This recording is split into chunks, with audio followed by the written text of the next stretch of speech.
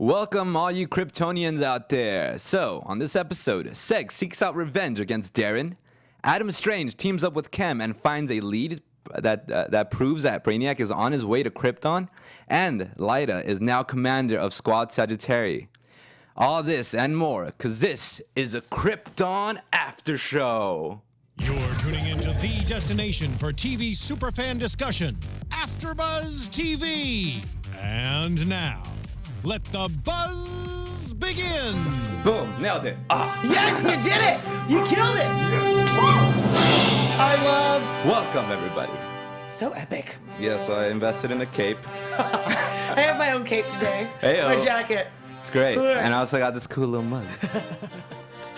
But yes, welcome everybody to Krypton After Show, episode 2, titled House of L. So I am your host, Anthony, and with me I have Candice, Cruz. Hey guys, what's up? New addition to the panel. Yes, I'm excited to be here. I'm sorry I missed the last episode, but I'm here now. It's okay. It's okay. You make Am it I up to forgiven? us. I have to see. I have to talk Okay, to the we'll Steps of find Bra. out at the end if I'm actually forgiven. We'll work something out. Okay, perfect. Done. Let's do this. Right on. All right, so first off, I would like to just break it down as to like how we're gonna go about this episode. So how I'm gonna be breaking it down is order of plot lines that I saw. So there are 3 major plot stories that are going on right now. So it's got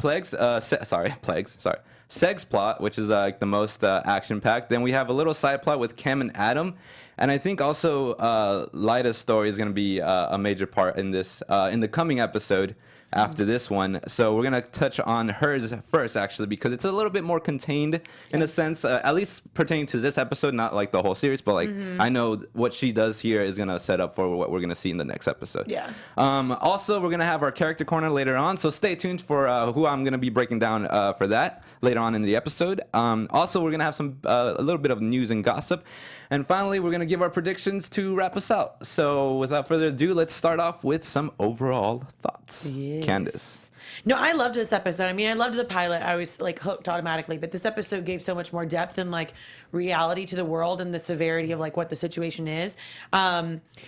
Personally, one of my favorite storylines was Lyta's, because I feel like she just overcame so much, and she's like really stepping into her power, which, like you said earlier, is really going to play a huge crucial role into everything that Seg is taking over. And I think her role as commander now is going to be like huge and epic. Mm-hmm. I completely agree with you. I think she had the most interesting storyline this episode. Like growth, you know what I mean? Yeah, definitely more like the.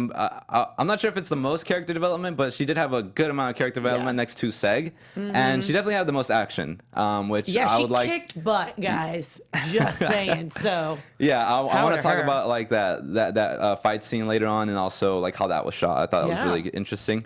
All right, well then let's without further ado, let's get into our first topic. So we're gonna be breaking down Lyta and Lyta's duel with Quex. Yes. So how this story starts off, like where's the main plot line? It starts off with the military guild pretty much just getting new toys. So they're getting new weapons, and this is due to the fact that they're gonna go do an all-out raid on the Rankless in order to flush out the Black Zero terrorist. And of course, Lyta is like, no. This cannot be the only way. We can't just muscle our way through all these Rankless just to get to our Black Zero terrorist. And so she disapproves. And on the other hand, we have Dev M's. We get a little bit of character development with him, and how he condones and how he agrees with the orders. And just to get put into context as to what Dev's mindset and what he is revealed about him. So he says that he knows that all the Rankless are not Black Zeros, but he also knows that the Rankless do cover for them. So it's a very dicey situation there. And he also, so what I got from that was that he has no symphony, sorry. Dun, dun, dun. Yeah, right? By the way, John Williams on the classical Superman, I got a comment from that on the YouTube, so I was like, all right, I'll buy to you commenter, and I'll play that this episode. Yeah. But anyways, moving on. So he has no sympathy. Why? Sympathy. Thank you. He doesn't have any sympathy. Got my back. I do, right there. Right there. All right. For the onslaught of the Rankless, so in his eyes, he doesn't see them as innocent people being slaughtered because they're not innocent people, because they're providing cover for Black Zero. But on the other hand, he did leave it very open-ended as to why he feels this way. And he was very passionate about it. Like, we see the shot of his scar and everything else. So, I mean, we know that something has happened to his family, and I'm assuming that his family is all gone because he said, don't talk to me about sympathy and all that other stuff. Right. I think it's very, like, unless I overlooked something, we don't really know what happened to his family and why he has so much animosity against like the Rankless and Black Zero. Great point. And now I would like to infer this. So Yes. It does reveal that he has scars and permanent chronic pain on his body, and that he lost his family due to some sort of accident or, here we go, possible attack from maybe Black Zero. Ooh. Well, I mean, he is part of the military like world and realm, so I'm assuming that like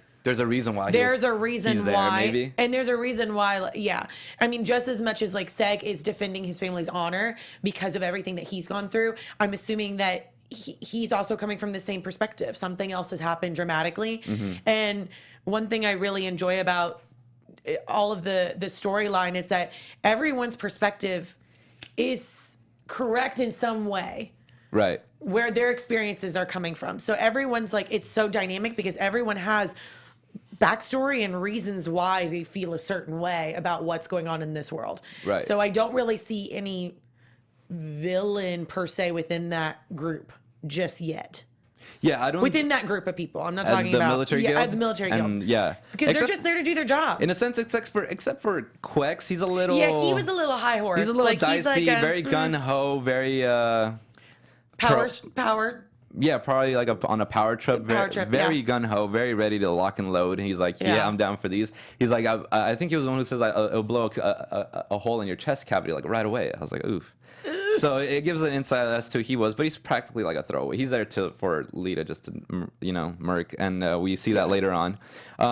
Yeah, but like what I got also from that exchange with Dev and Lita at first is that he is jaded because of the loss of his family, but he's not completely like gone. Like he's not he's not war torn in a sense. Yeah, he still listens to logic and reason, but I think his sense of pride and like for being in the military is what kind of overshadows his morality in all of it, or it kind of like helps it muddles his morality of like, like because of my past experiences, I cannot see them as innocent because I lost my family to this. Well, it's because if you don't see a face, like if you don't know people, it's just a number. You know what I mean? Like he kind of takes away the humanity of these people so that he doesn't feel any guilt. That's a great point. But what I will say too, you do see that he does have a lot of humility because I think he loves Lita in some way. I keep changing her pronunciation. I keep saying Lita. Okay, so Lita, I feel like he loves her.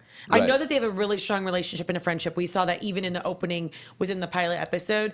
I think that their relationship is going to unfold and it's going to get even more complicated in the next coming episodes because obviously she loves Seg. Yeah. And we know that, but Dev doesn't know that. And also, now that she's commander, she's going to have to pull rank on him a lot.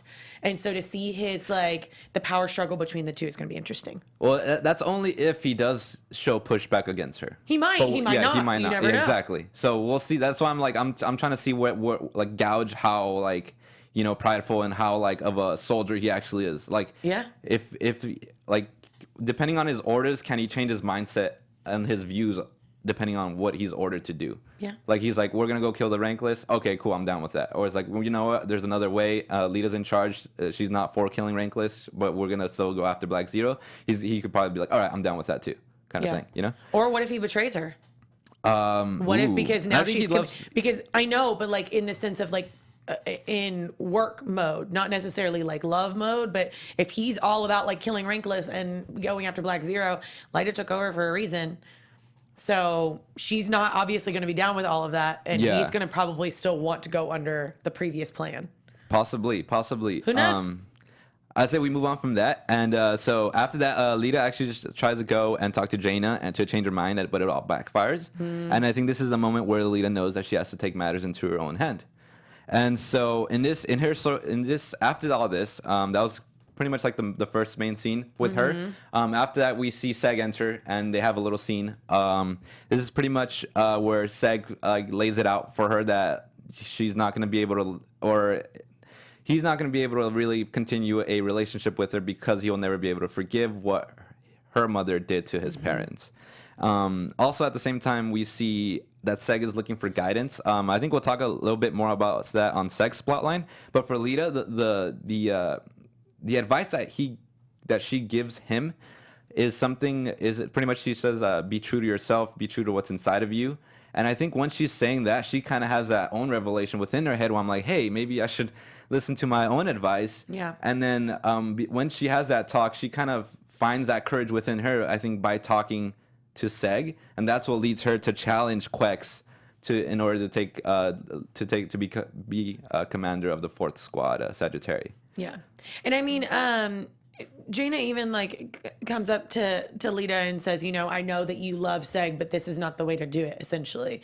But I think it has so much more to do with not just Seg. I think it's just her humanity and morality, and what you said is like, I feel like both of them, whether or not we're going to ever see them together or whether or not they're actually going to be a couple again, I think that they are like the yin and the yang to each other. I think that they calm each other down and that they do have some type of like positive effect to each other. It's like when you have that one person in your life that's strong and a stronghold, that like when you have a revelation for them, it enacts for you. So I think like going into that whole conversation with her mom, she was prepared to like really stand up for herself because she had like that feeling of love from Seg.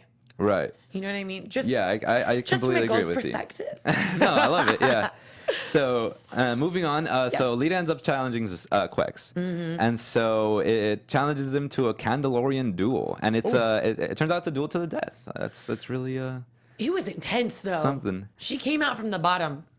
Yeah. And she kicked some butt. Yeah, So, she did. She killed it. A little bit on that later. I still want to get through some things. Yeah. So I think this is what you're referring to, where Jaina pulls Lita aside and asks for an explanation, and then Lita comes out with like, where you never thought, or you'll never think that I'm strong in a sense. You never think that I'm worthy of holding the name of Zod. And so it's pretty much saying like, I know what you think of me, and I'm here to prove you wrong. That's kind of how I got it. Additionally to what you said, which was a great point about how she's also, there's a side of her doing it for her Seg, and also her morality, as in like she sympathizes with all the rankless down there. And so after this, we actually get a little pep talk from Dev, who, and I thought was really nice. And this is where he shows more of his like softer side in a sense, but still very rigid and soldiery like. Yeah. Where he says, he tells her that she was never a Sagittarius, that she has always been Lita of House Zod, a warrior, even if her mother does not see it, and Lita herself knows it. And I think that's the most important part, that knowing what you are and being confident in what you are, and exacting that, like showing people like that if they don't know, well, now you know. And then that's what happens in the duel pretty much. So now we get to the duel.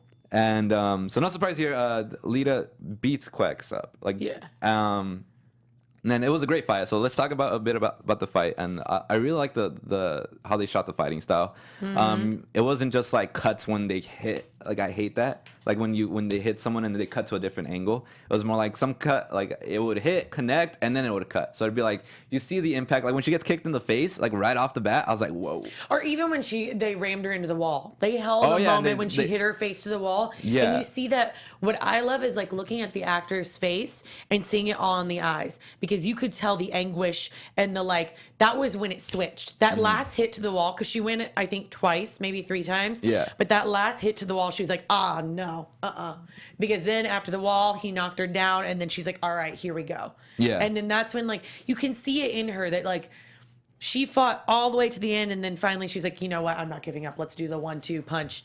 Done. Right.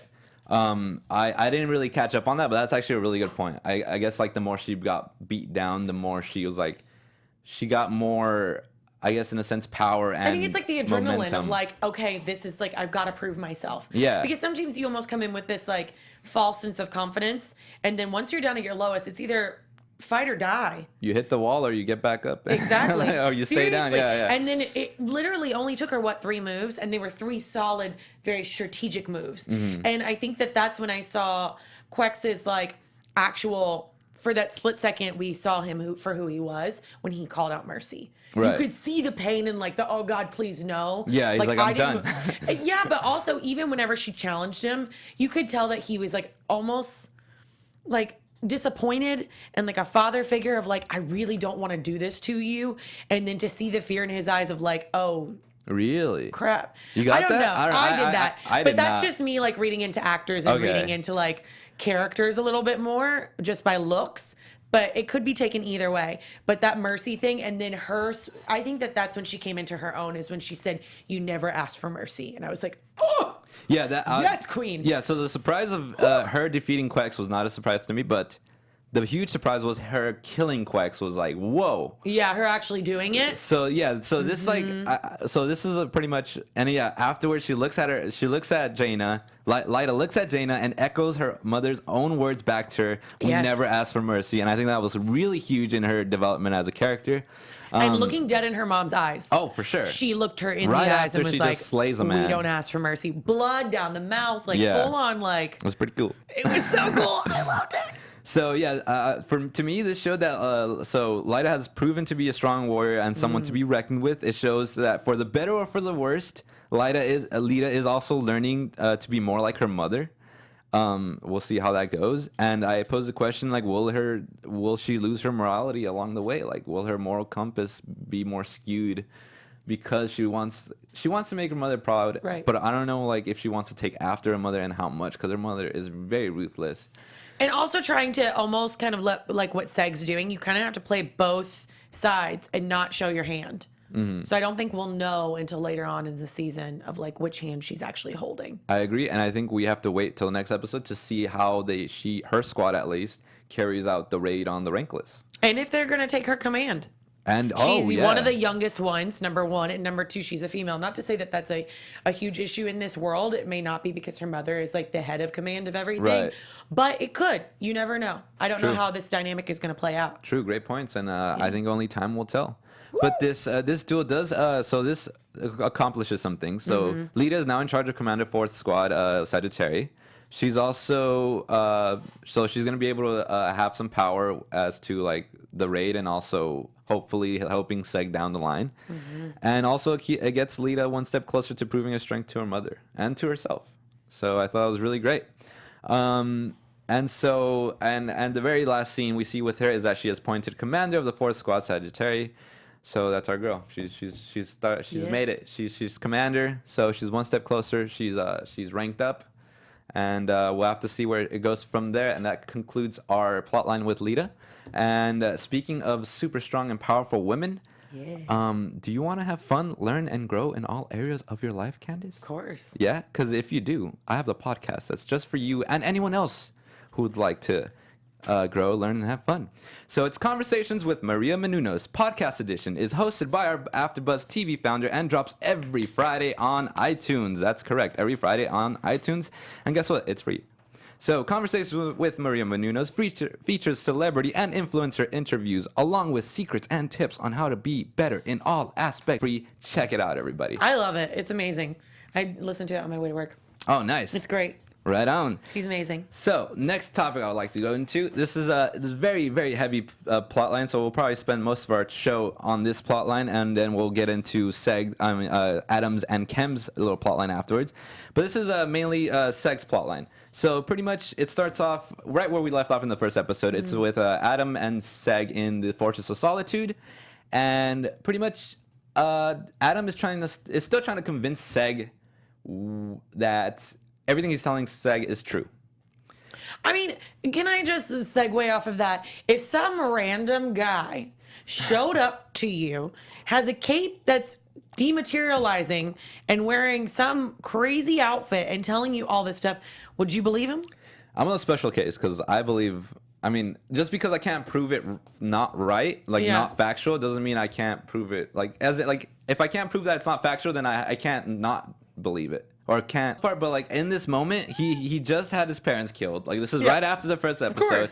This Adam Strange is dropping all this on his freaking head like nothing, and he's like, well, I mean, I would blame him for my parents' death too. And and he blames him for his so he's mad. So even if he like was telling the truth, he's like, I don't care, I still want revenge on Darren. So pretty much like the key takeaways I got from this opening scene is like it shows where Seg's headspace is at. It shows that it shows us where his character arc is starting from, pretty much, and which is like he's a little hot-headed. He wants revenge. He doesn't believe Adam, and so he's not sure whether or not to believe Adam, and he has revenge on his mind. And Adam's still trying to convince him that nothing else matters. So that's where we're at. Adam's like, no, we have to focus on Brainiac. Seg's like, no, I want revenge. I don't care about what you got to say.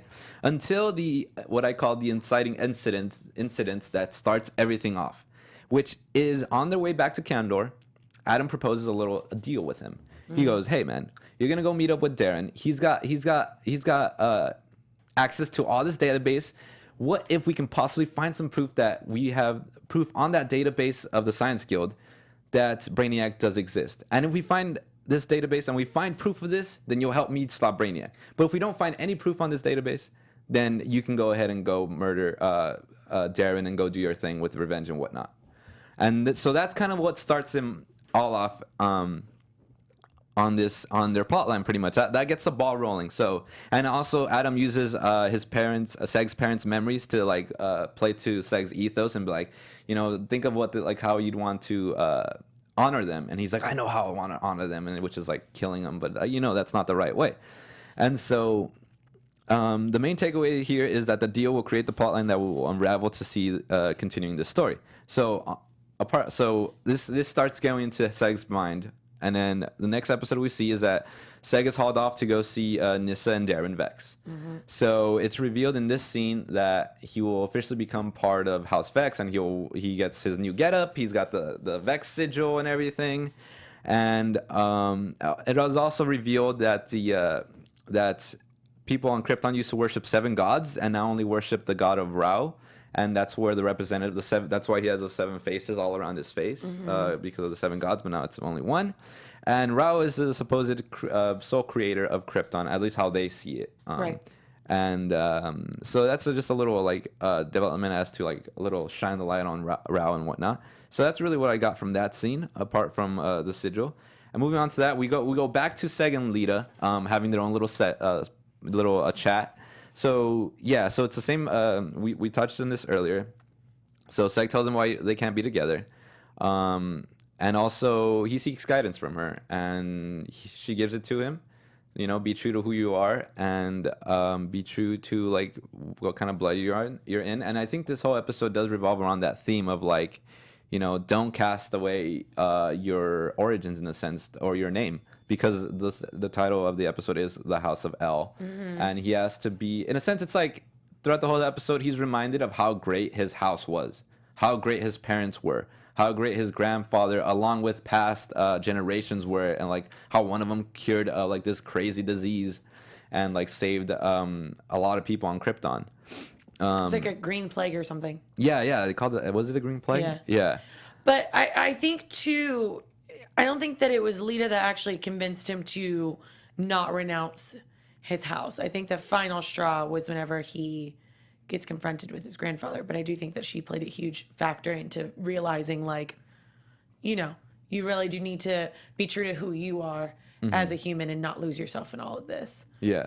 But I also think there's a lot of factors that go into Seg's almost like dual siding. Like, he's smart at this point. Whenever he has that conversation with Adam and realizes like, oh, I need to play my cards right, and has that conversation with Nyssa and Darren, like, I would take the house too, because you want to keep your enemies closer, right? Well, here's the thing. I want to touch on that later, because it just like unravels as I go along. But pretty much he chooses the Science Guild in order just to get access to the database, in order to see if there is proof of Brainiac, in order to go forward whether or not he wants to exact revenge or he's going to help Adam. Right. So that's pretty much what pertains to what you just said. All right. So Second, Lita. Seg and Lita. conversation. Yeah, so that's pretty much what's covered there. Thank you. Sorry.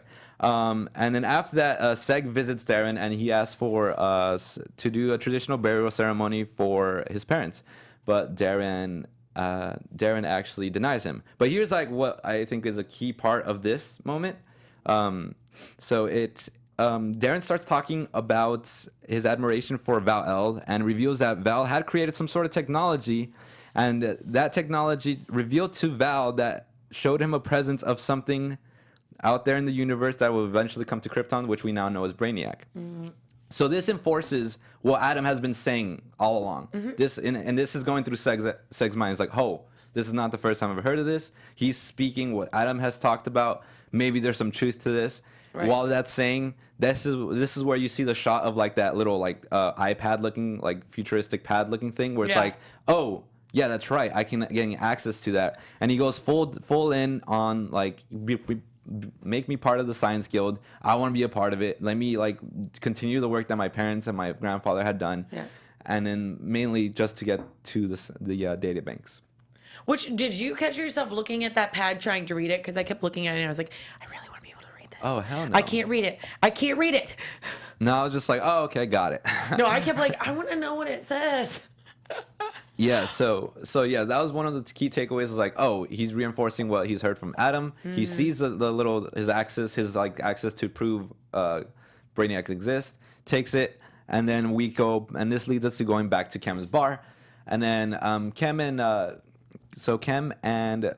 Seg have a little sidebar saying, hey man, Seg tells Kem, trust me, like he fills him in on everything that's going on, and so Seg also gives him the device to Kem's to look through it, because Adam does not go through like technology like that. So Kem handles it, and so pretty much he's like, all right, we'll check if there's anything in here, and it turns out there is none.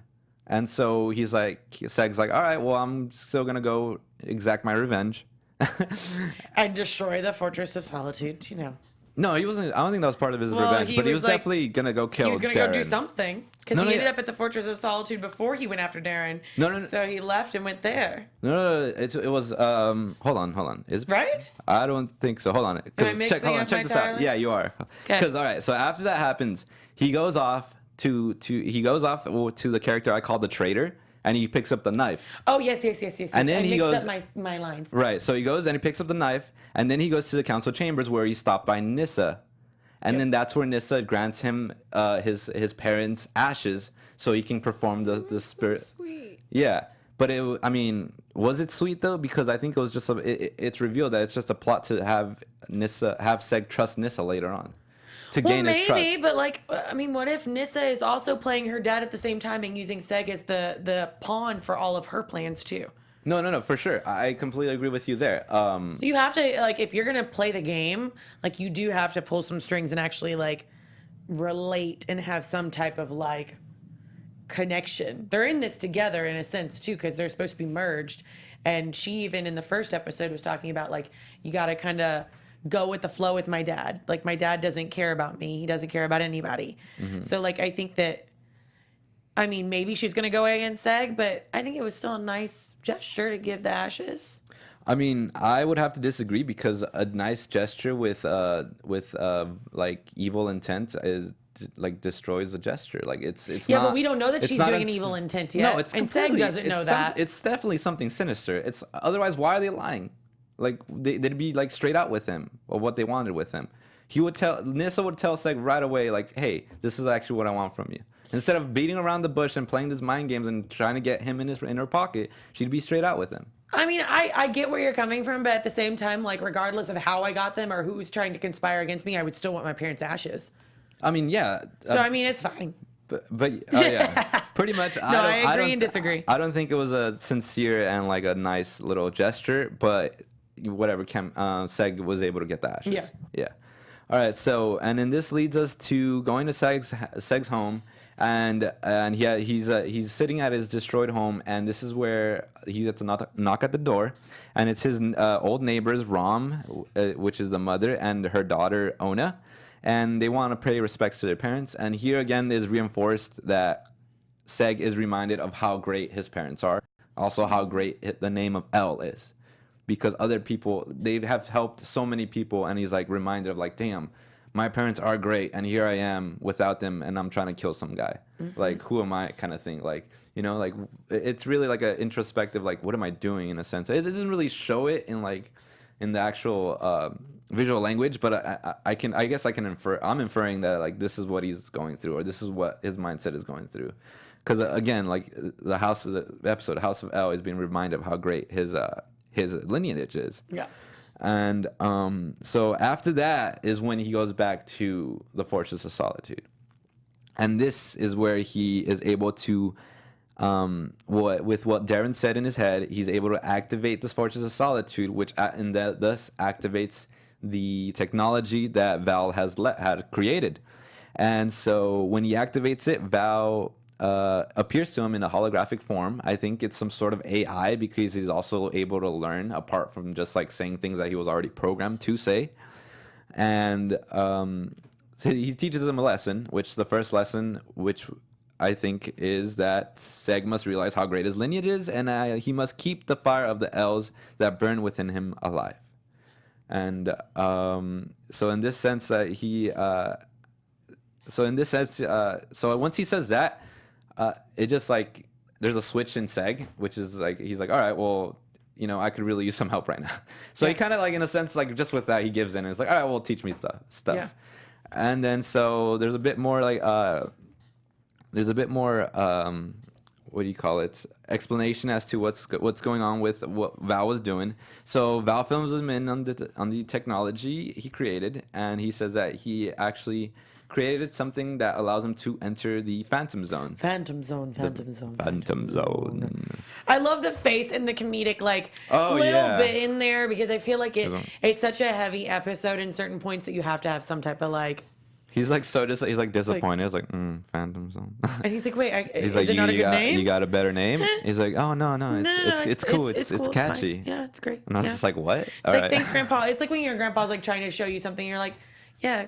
Cool, Grandpa. You see this, Sonny? Yeah, it's called the Phantom Zone. Oh, okay. Like, okay, Grandpapa. Yeah, that's exactly what it is. So just briefly, the Phantom Zone is a interdimensional realm that exists outside of space and time. All right. So Val uses this technology to travel across the cosmos, where he saw galaxies full of intelligent life, but he also saw the huge threat that Brainiac possesses. Does no one notice that he goes disappearing for that long? I know, right? I'm like, you went across galaxies. No, but it does exist. It exists out of space and time. I guess that makes sense. Like, so you can come back at the same time and gone for a second. Yes. But still, like, that would just be amazing, wouldn't it? Like, to live a lifetime and then come back and you pick up right where you left. I mean, I've always wanted a hyperbolic time chamber from Dragon Ball Z, so I can like play video games for hours and it just wastes like 2 minutes in like real world time. You know? I've never had that desire. Anyways, y'all people know what's up. Feel my pain. I'll do it to travel. I want to travel and not do the 16-hour flight. There. Oh, yeah. No, to travel would be great. Yeah. So it turns out that he figured out Val in his excursions. It was very much like a powerful, like, voice to hear. Representative Rao and Darren in the chamber, I think with Nissa as well. And he says some really interesting things. He actually says... So the rep schools Darren on his method on how he's gonna try and control Seg, or like try to control Seg. Pretty much, he states that this is how you control him. So what do you think he meant by this? Like by giving him what he wants, he's not gonna fight as hard. Oh, okay. You basically just gave Seg everything that he asked for. Seg came in ready for a fight, and then he got it. It's like that kid that's like, I want this. And the parents are like, okay. You're like, oh, I was expecting like a big fight. So I think that now that he's giving Seg what he wants, his walls are going to be taken down just a tad. Because now he thinks that the representative of Rao is on his side.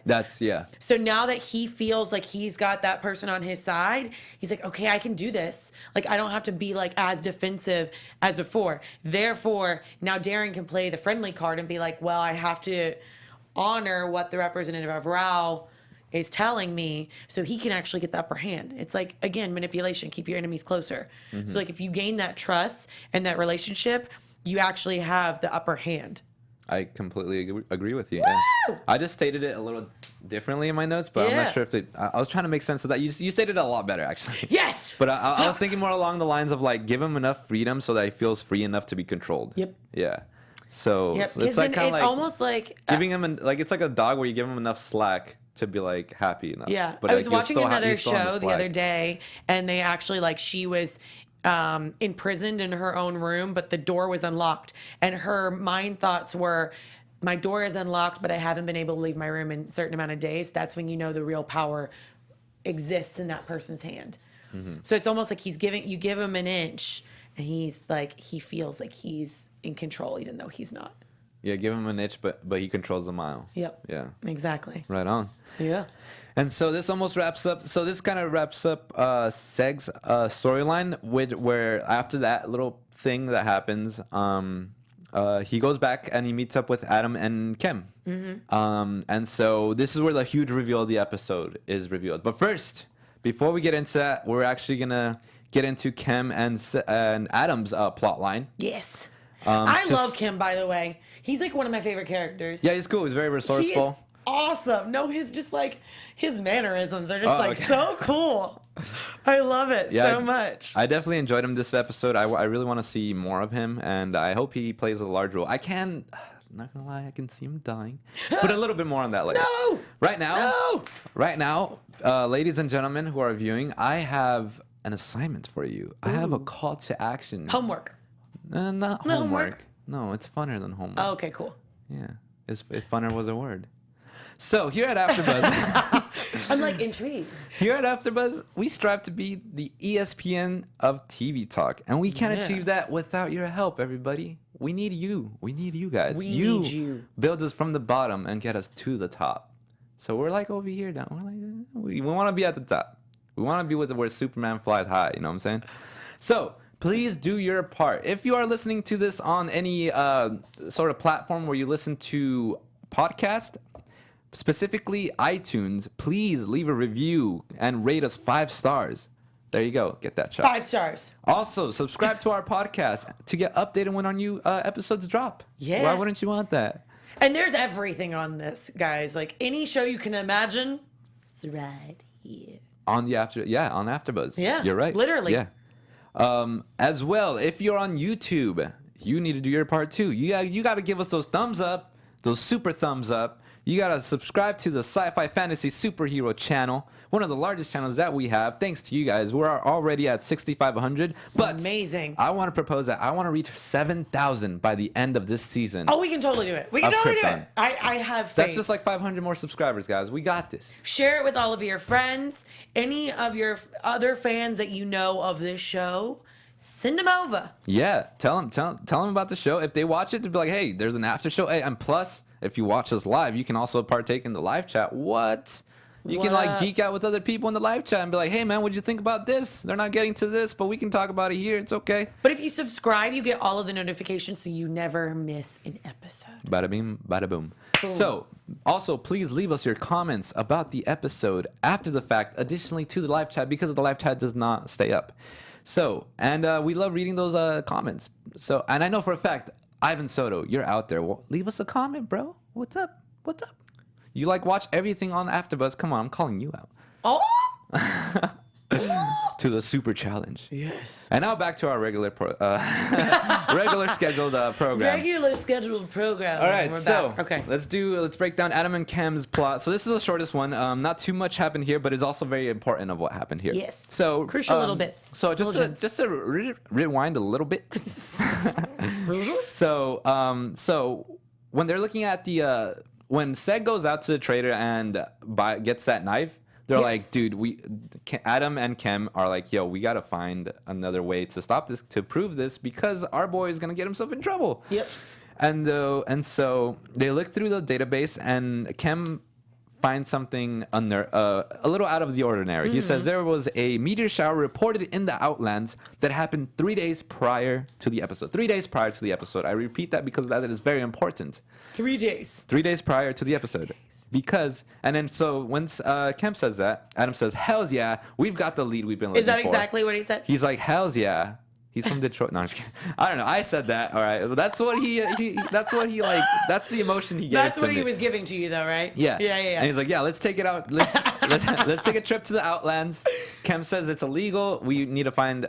We could like probably hitch a ride with these scavengers, but I have another way.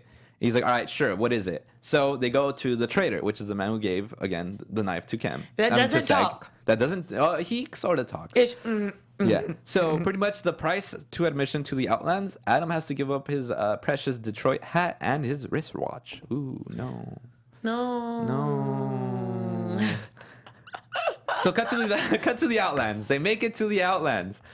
So the Outlands looks like a rocky tundra with it's super windy and it's outside of the Forest Dome, and they're looking for stuff, and they end up finding some scorch marks of supposed meteorites that have crash landed, but it turns out it wasn't. What was it? Meteorites. What was it? Tell me, what was it? It's something that something hasn't. It shows them that something indeed has crashed down on the planet Krypton. Yes.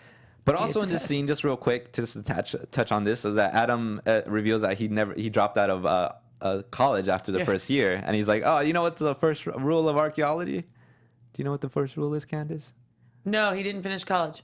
It was actually he didn't, but he says it goes something along. I think he goes something along the lines of never stop searching. Either way, I was close. They both work, synonymous. And I think also to add to that, always be persistent, never give up. Yes. Yeah. So We need a slogan of our shirt that just says "Never give up." there you go. Done. So it cuts to his face and like a face reaction, like, my God, we found something. And this brings us back to it brings all Seg's and Kem and Adam's plot lines back together, all here at once with the revelation. And what is that, Candice? What's the revelation? What do they find out at the end of the episode?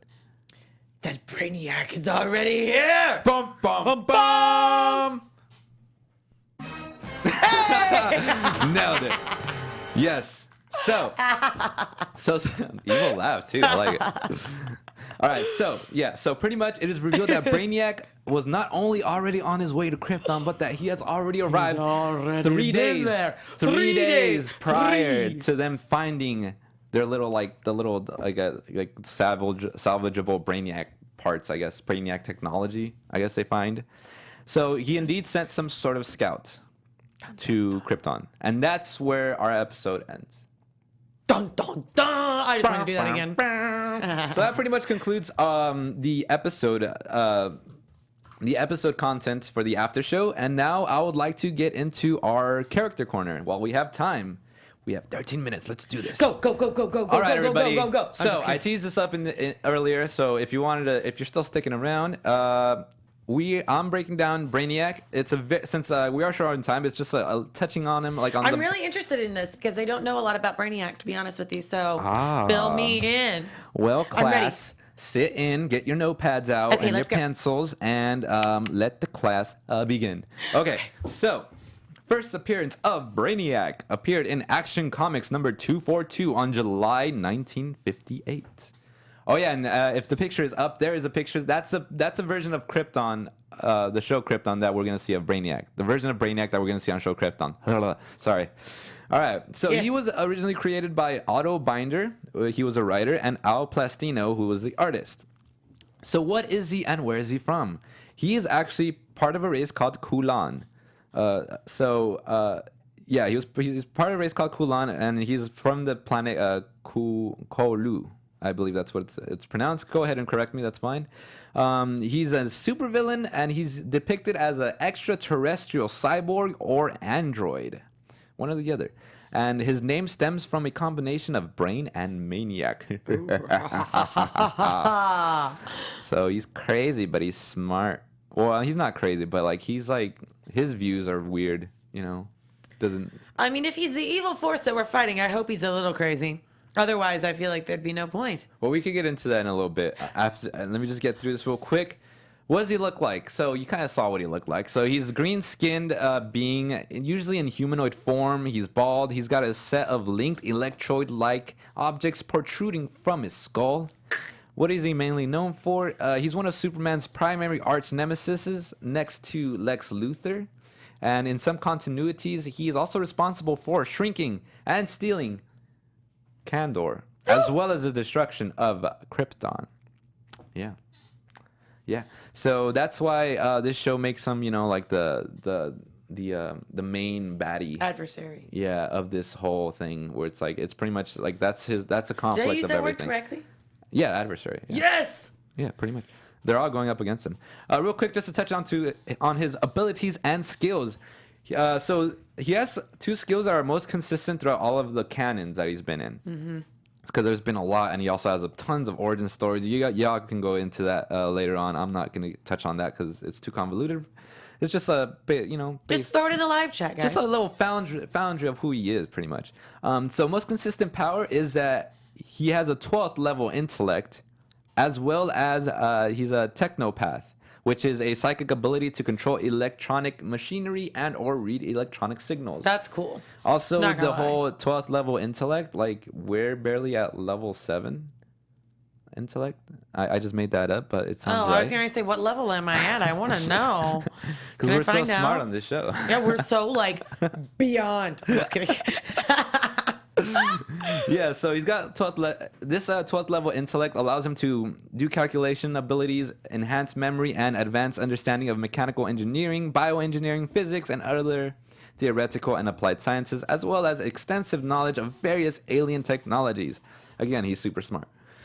Additionally, Yeah, no kidding. he has a cyborg and android body that grants him super, so just add super to everything I'm about to say. Super, strength, durability, speed, stamina, longevity, and also super flight. Why not?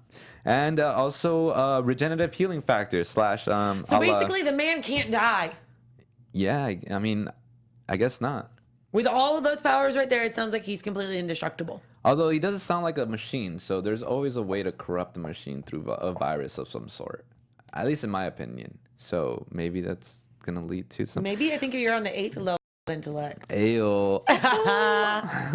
Apart from that, some other abilities real quick. Energy projection of super strong and durable tendrils, ability to take possession of other beings, projection of force fields, utilizes advanced weaponry and equipment, vast psychic powers.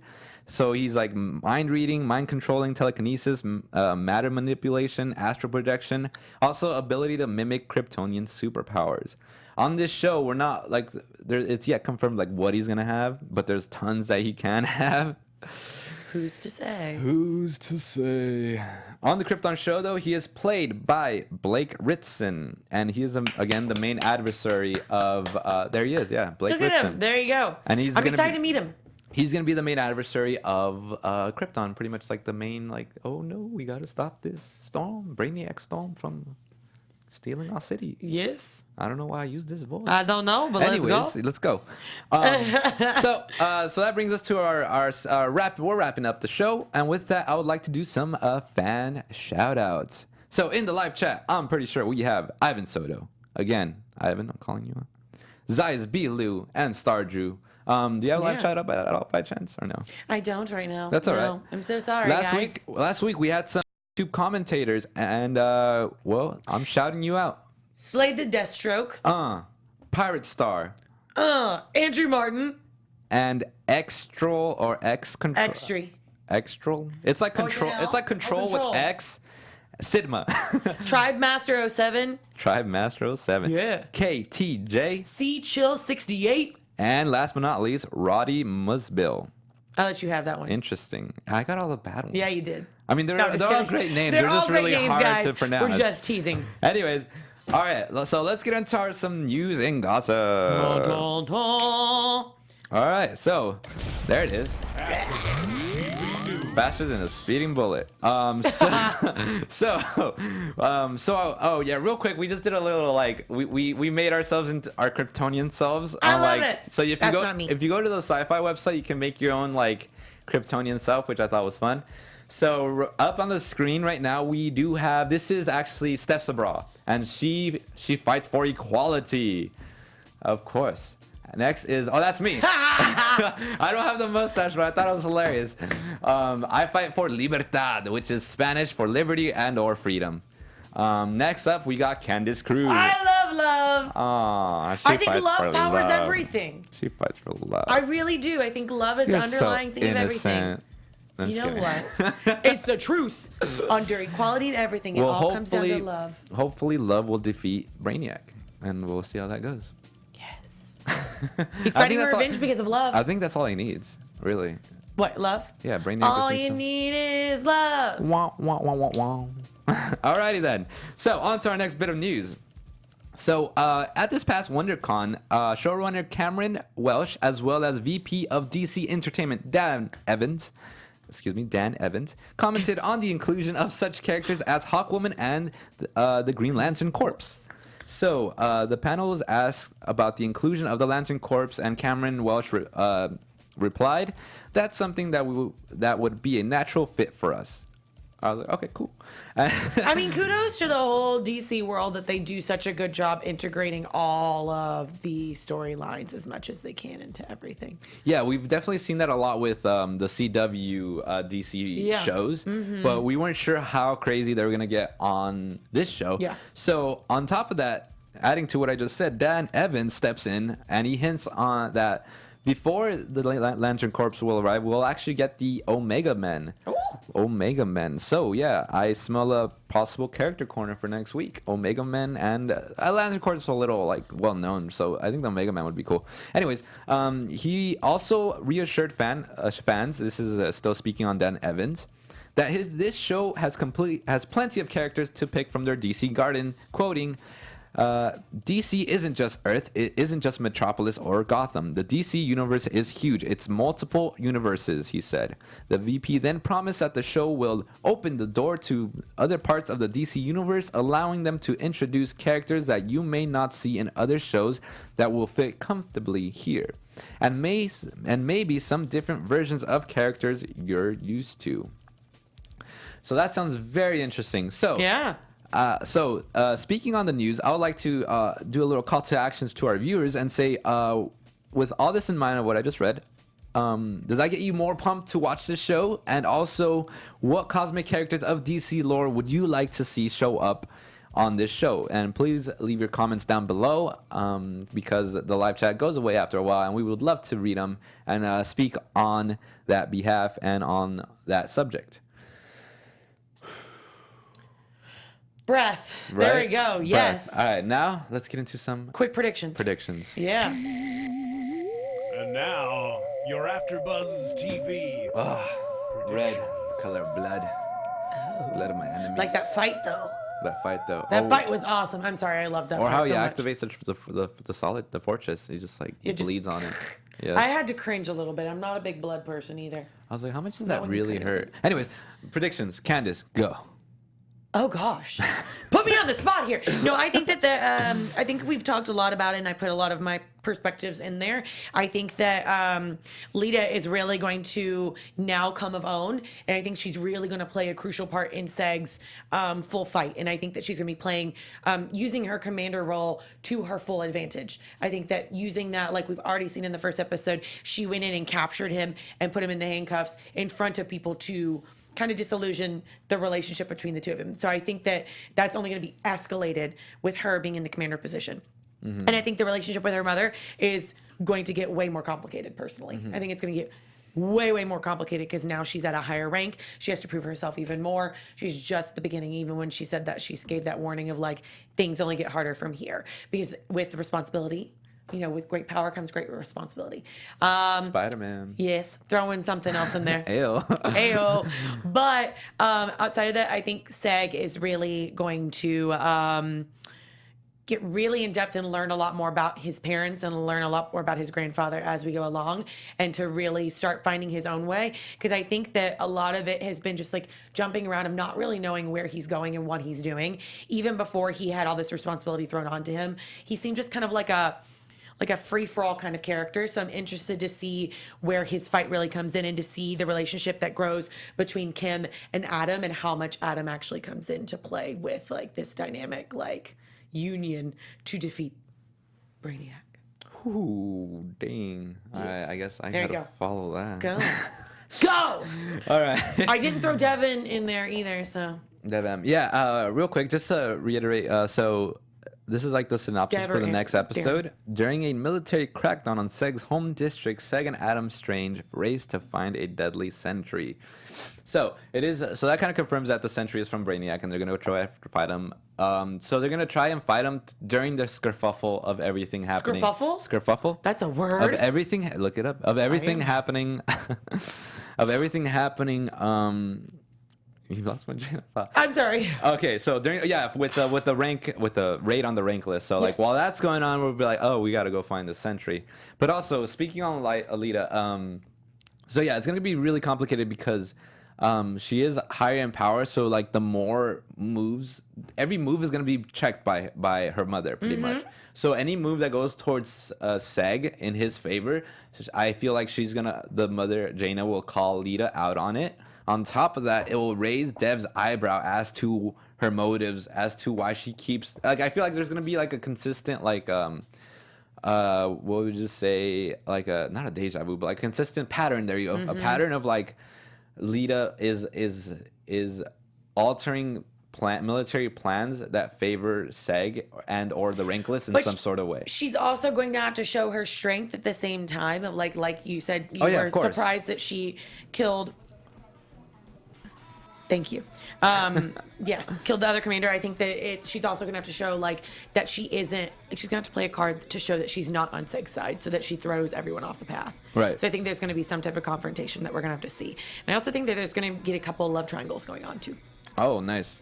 Well, I think you covered the predictions, and so go ahead, Candice, put yourself over. All right, thanks guys so much yourself for tuning in, and I'm so glad that I'm a part of this panel. I'm excited to see where this show goes. You can find me in all my social media at Candice R. Cruz, Twitter, Instagram, all of them. And please comment and tweet me and let me know all your thoughts, because I definitely want to get like completely submerged in this world.